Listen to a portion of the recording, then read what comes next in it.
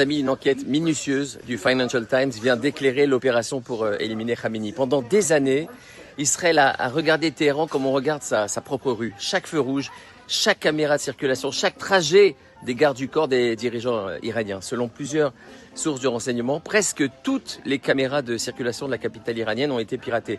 Les images étaient chiffrées et envoyées vers des serveurs en Israël. Jour après jour, les algorithmes analysaient les données. Adresses, horaires, itinéraires, rencontres, ce que les services de renseignement appellent un pattern of life, un schéma de vie.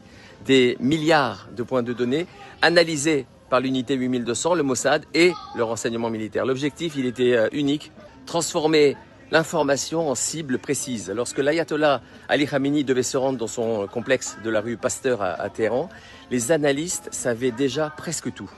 Qui serait avec lui, à quelle heure il arriverait, comment sa sécurité fonctionnait. Même certaines tours de téléphonie ont été perturbées pour empêcher les alertes de circuler.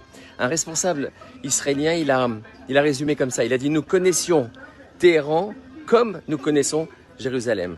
Quand l'opportunité s'est présentée, la décision, elle n'était plus seulement technologique, elle était politique.